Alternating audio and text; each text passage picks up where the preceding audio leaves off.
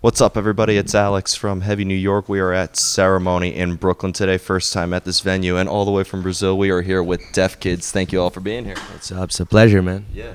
So it's your first tour in the United States. How do you like it so far? Oh, it has been great so far, man. We've been joining Neurosis in Belwich for 10 dates. Then we'll be together with Big Brave Oh, wow. for the West Coast tour, so it's gonna be a long one. That's awesome. How's it been going for you? Yeah, very nice, man. Nice crowd and people. Been great. I sadly had to miss the Neurosis gig last night. Tell me, what did I miss? Maybe it was probably their best show from this tour so far because the sound was great, like from the venue, and you know, it's a Neurosis concert, so. Yeah, I mean, everybody says the greatest things about Brooklyn Steel and everything like that, so. Yeah, man, sound there was powerful. Like for us, I guess it was our best set in US so far. So, yeah. And your newest record is Metal Programazon, which came out fairly recently. Do you just want to talk about how the making of this record was? Who wants to go first? Well, we had like a deadline to have the record done, so we could release it on time for tours and stuff like that. So it was kind of a rush process in a way. But it was intense. Like we were rehearsing every day in a friend's house, like a studio. We did a pre-production of a record, like for the first time. So that was new for us. And it was intense. Like always, we've been trying to experiment new stuff and like different sounds. So yeah. It was before a tour, so we had like 1 month and a half of hard working to make this album. So it's fair to say you mentioned you like to experiment with different sounds. It's not like Deaf Kids is meant to like have like a certain label or anything like that, right? Yeah, kind of. I mean, we've been experimenting a lot with our own sounds and grooves and rhythms. So we found something that is kind of hard to describe, like, but I guess we found something that we could call our sound in a way, which is hard to label, and I don't know. When you're making music, do you improvise at all, or is there sort of like an idea that you go into the studio that you have? Yeah, we used to improvise a lot. Like sometimes we come up with a riff or a rhythm, mostly a rhythm, like, and we keep like just improvising on top of it, trying to find like the perfect rhythm, rhythmic riff for it. Because we've been trying to get more minimal in like melodic wise in a way, like, and experimenting with more electronic stuff as well, like processing the whole thing. So Interesting. Did you want to add something? No, that's it. Yeah, we start to creating like a structure based in beats or something like this, and we build things around it. I'd say. And what I'm curious is there a meaning behind your music that you try to invoke behind your music, or is your music fairly open to interpretation? that's a good question. I guess that would be both. Like there's a meaning behind it that like that the music carries within it, but it's totally open for interpretation as well because we're dealing with like it's more corporal feelings than like mental stuff. Like as we usually say, we try to reach these energies that like will call you through the body first, like like will bend your mind, and it might be hard to process in the same like in the first listenings or shit like this, but it's dance music, so yeah. When you're playing live, do you try to execute the material exactly how it sounds on the record, or do you try to maybe make the live presence a little bit different than what people would hear on the record? Yeah, live we experiment like cut some parts, for example, and create like version of we recorded, and the music is always changing. I mean, we change the music and make it different because we play a lot. and then we try to keep it like moving, changing. Yes, so it's not always exactly like the record, you know. Yeah.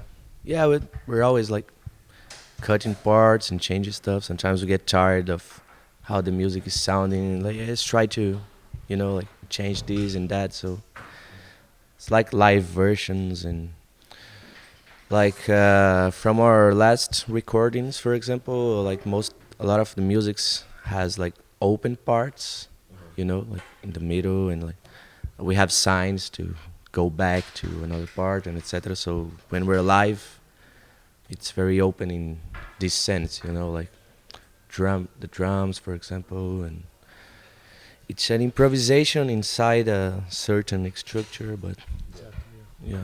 Yeah, it's fair to say you're in a different state of mind when you're playing live versus like in the studio or something like that, right? Yeah, live is another feeling, right? Like you're sharing this energy with the people who's there, and like it's Yes, more much intense more in a way. intense, Yeah, yeah, like, much more intense than make a record. Yeah. Yeah, because you are there, you know, at that moment. I mean, when you are recording, you can process, cut the songs, and do different things. But live, it's the song, the sound. You know, it's our sound loud. yeah, like really, the frequencies are really hitting the people's bodies and minds. But yeah, I guess it's a different type of intensity. Like when you're in this creation process for a record or like producing it, uh, you can like we usually go further in this universe we're creating, like with a record. So this is different types of intensities. And I have two more questions for you. I've interviewed actually a lot of different bands when they toured the U.S. the first time. Like I interviewed Persephone on their first U.S. tour, Ginger, Polaris, a lot of different bands. I know you're only in the U.S. now for a short period of time, but do you think that this could maybe influence your music in the future?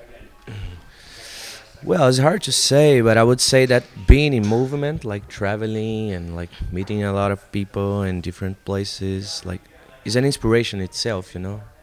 Like it's hard to say like influencing us music wise, but uh, indirectly it's inspiring us like somehow to create new stuff, like to get better and better, like things like this. Yeah, we see a lot of different bands and people in the road. So yeah, it's the road is where we know a lot of new stuff and refresh our feeling to play. You know, like being in a different place and reach different people. Yes, that has this influence of know more things, know more people, and share more.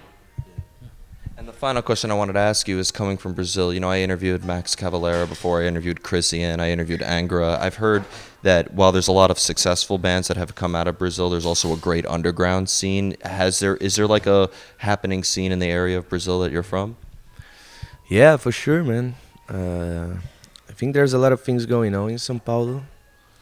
Uh, we're not from São Paulo, but we're based there like for some years. We've been trying to reach all kinds of uh, music scenes in a way, like from the techno electronic shit, from more experimental stuff, from punk shit, like because we're not really like from the metal scene, as you have this really big in Brazil and it's kind of strict in a way, and our sound is very weird to be labeled in a metal scene in a way, like.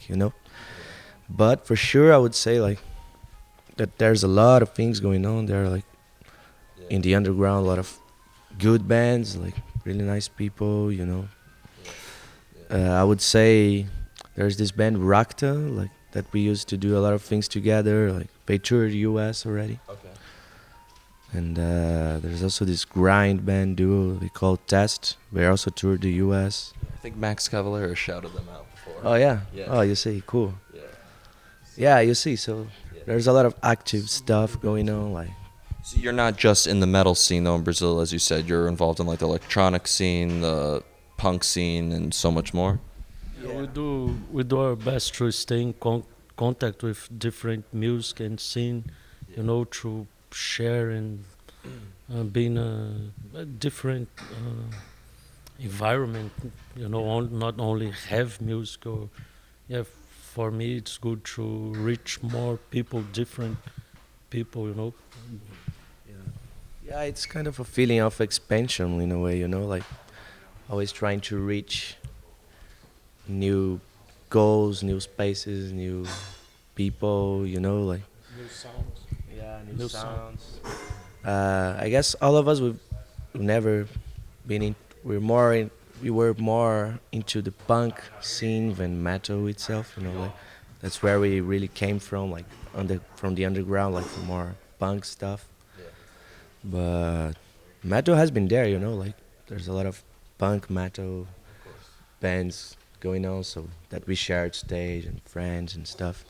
But yeah, I would say that we would fit more like a gypsy caravan, like traveling through all possible scenes we could. So before we go, I'd like to thank you so much for your time and welcome to the U.S. You mentioned you're doing this tour right now with Neurosis, and then you're hitting the West Coast with Big Brave. Is there just anything else with Deaf Kids that you would like to promote?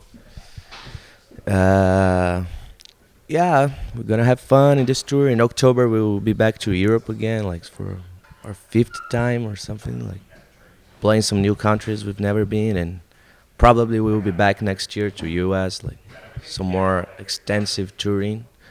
So be aware.